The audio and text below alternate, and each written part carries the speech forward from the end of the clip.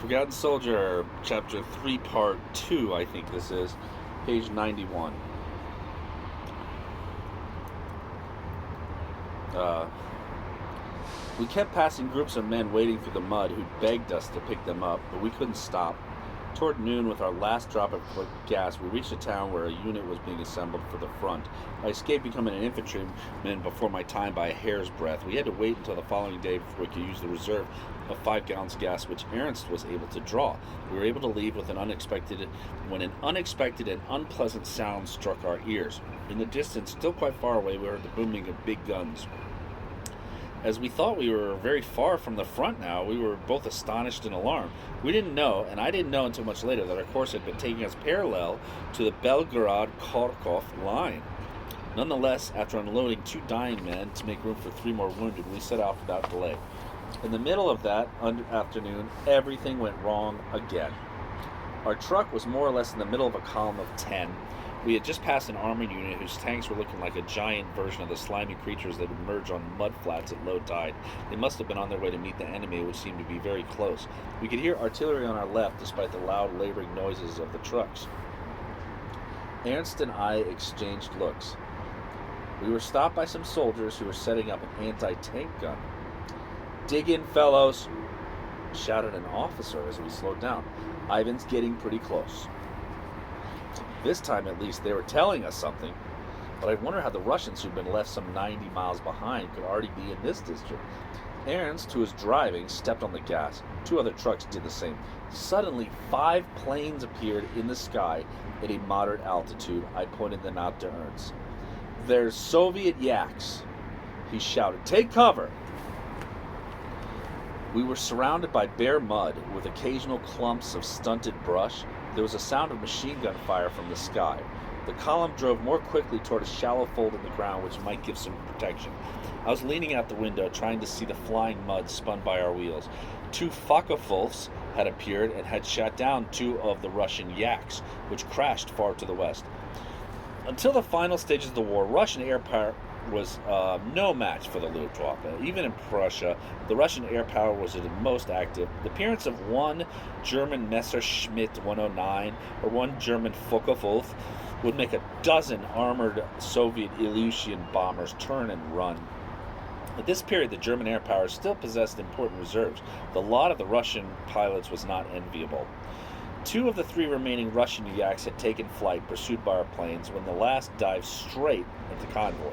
1 of the Focke-Wulfs was chasing him, and he was plainly trying to get him in his sights. We reached the dip of the road. The Soviet planes had come down very low to use its machine guns. The truck ahead of us had stopped short, and the able-bodied were jumping down into the mud. I was already holding the door open, and I jumped, with my feet together, plunging face downward when I heard the machine guns. With my nose in the mud, my hands on my head, my eyes instinctively shut, I heard the machine gun and the 2 planes through a hellish intensity of noise. The sound of racing engines was followed by a loud explosion. I looked up to watch the plane, with the black crosses on its wings, regain altitude. 300 or 400 yards away, where the Russian Yak had crashed, there was a plume of black smoke. Everybody was getting up. "One more, who won't give us any trouble," shouted a fat corporal who was clearly delighted to still be alive. Several voices cheered for the Luftwaffe. "Anybody hit?" One of the non-coms called out. "Let's get going then." I walked over to the Tatra truck, trying to brush off the worst of the mud that clung to my uniform.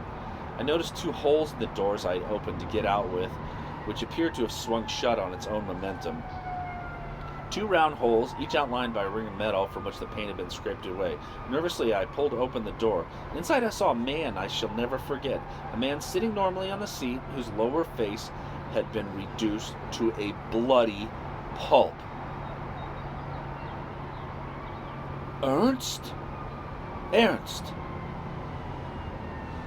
I asked in a choking voice. "Ernst!" I threw myself at him. "Ernst, what? Say something, Ernst!" I looked frantically for some features on that horrible face. "Ernst? Ernst!" I was nearly crying. Outside, the column was getting ready to leave. The 2 trucks behind me were impatiently blowing in their horns. "Hey!" I ran toward the first of the trucks. "Stop! Come with me! I've got a wounded man!" I was frantic. The doors of the truck behind me had swung open and 2 soldiers stuck out their heads. "Well, young fellow, are you going to move or what?" Stop! Stop! I shouted louder than ever. "I've got a wounded man!" "We have 30. One of the soldiers shouted back. "Get going. The hospital isn't too far from here." Their voices rose over mine, and the noise of the trucks which had pulled out and were passing me drowned my cries of desperation. Now I was alone with a Russian truck loaded with wounded men and Ernst Nelbach, who was dead or dying. "You shits! Wait for me! Don't go without us!" I burst into tears and gave way to a mad impulse. I grabbed my Mauser machine gun, which I'd left in the truck. My eyes were swimming and I could barely see. I felt for the trigger and pointed the gun at the sky. Fired all 5 cartridges in the magazine, hoping that to someone in the trucks would sound like some sort of cry for help. But no one stopped. The trucks continued to roll away from me, setting off a spray of mud on each side. In despair, I returned to the cabin and ripped open my kit to look for a package of dressing. "Ernst," I said, "I'm going to bandage you. Don't cry." I was insane. Ernst wasn't crying. I was. His coat was covered with blood. With the dressings in my hand, I stared at my friend. He must have been hit in the lower jaw. His teeth were mixed with fragments of bone, and through the gore I could see the muscles of his face contracting, moving what was left of his features. In a state of near shock, I tried to put the dressing somewhere in the cavernous wound, but this proved impossible. I pushed a needle into the tube of morphine and jabbed ineffectually through the thickness of cloth. Crying like a small boy, I pushed my friend to the other end of the seat, holding him in my arms and soaking in his blood. 2 eyes opened up, brilliant with anguish, and looked at me from his ruined face.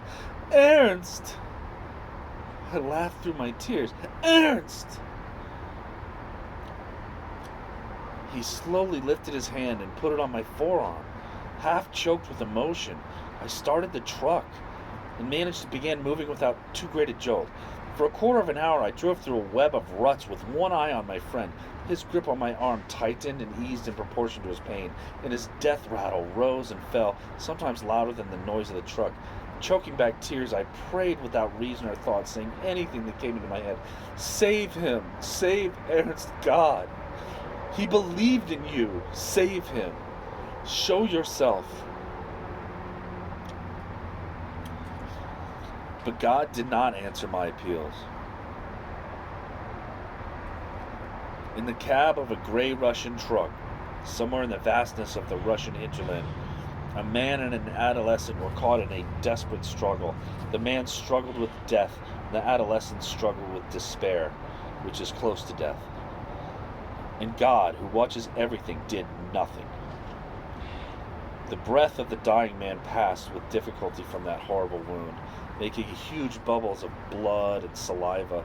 I considered every possibility. I could turn back and look for help, or force the men I was carrying to tend to Ernst at gunpoint if necessary. I even kill Ernst to cut short his suffering.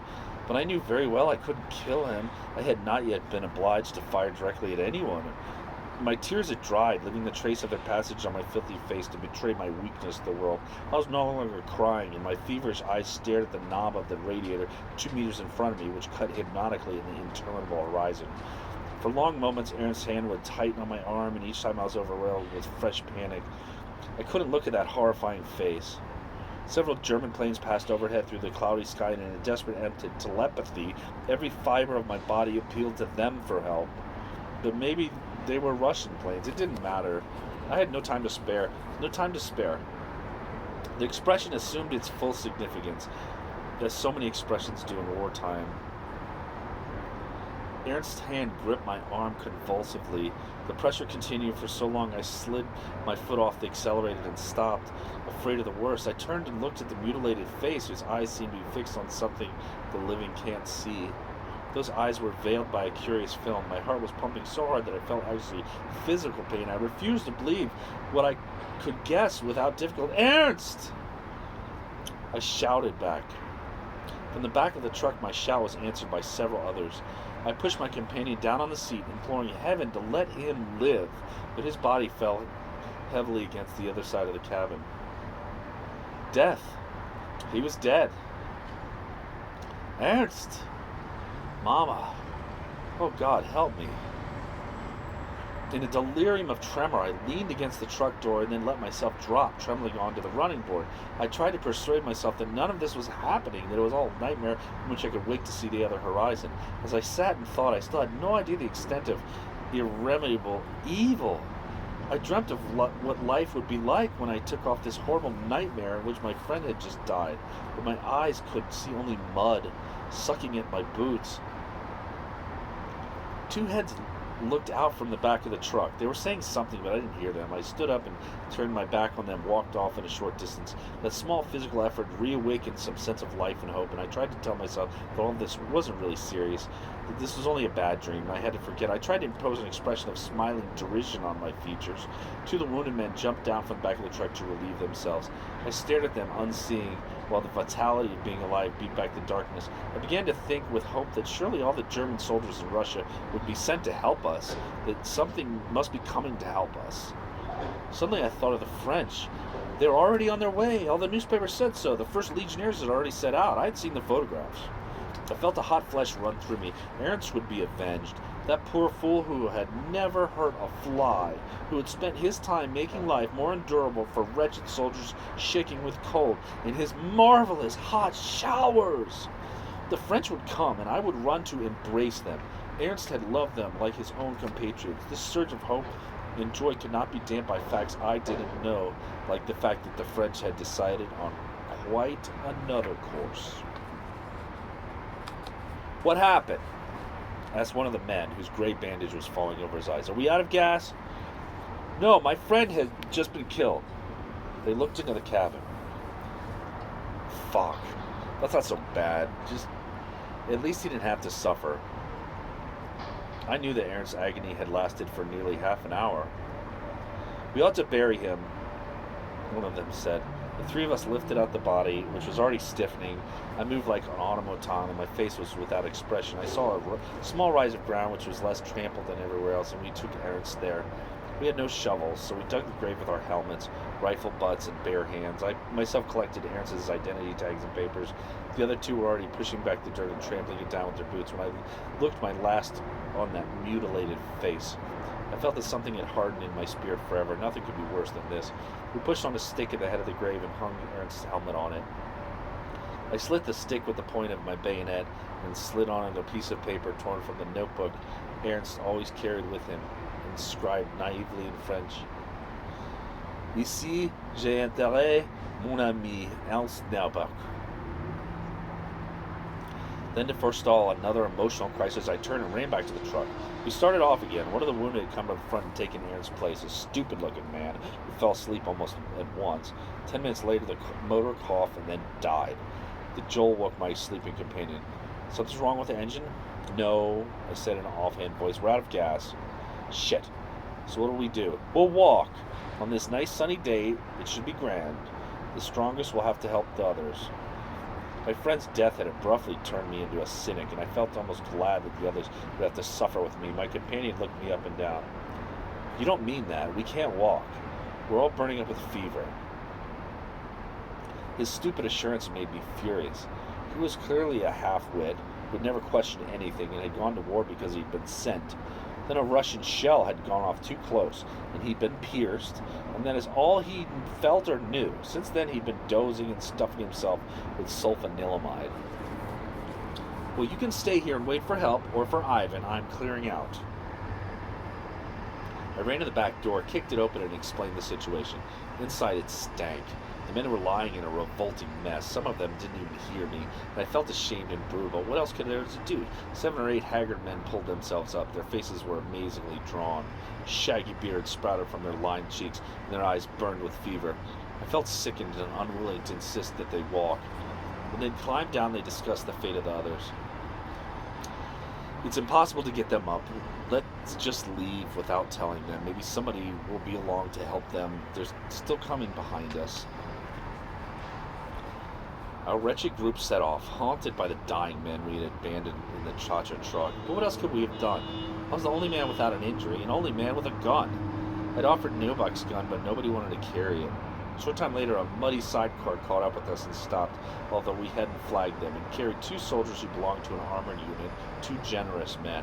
One of them decided to give his place to a wounded man and collect his belongings, got out, and walked with us. Somehow the sidecar managed to take on 3 wounded, and so once more I had a strong young man to keep me company, whose humane gesture, if nothing else, made him a sympathetic human being.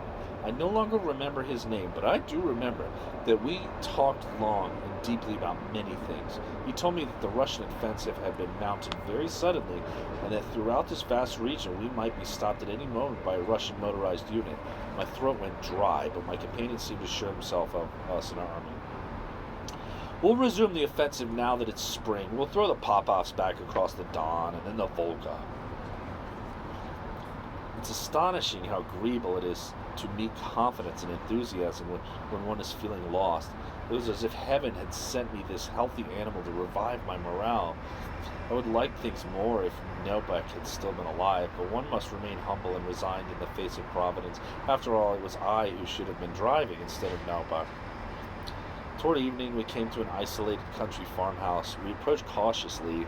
The partisan often used places like this. They had the same choice as we did, and for anyone, a roof is a roof. The tall young man who joined us walking out ahead slowly and deliberately with his gun in his hand. For a moment he disappeared behind the farmyard buildings, and we caught a twinge of anxiety. But he reappeared and waved us on. The farm was inhabited by a group of Russians who did everything they could to make the woman comfortable. The woman cooked us a hot meal. They told us they hated communism. They had been deported from a small farm they'd owned in the neighborhood of Vitebsk to work on the big Kolkosh collective farm we were now walking through. They said they'd often given shelter to German soldiers. They had an amphibious Volkswagen in one of their sheds, which had broken down and been abandoned by one of our sections.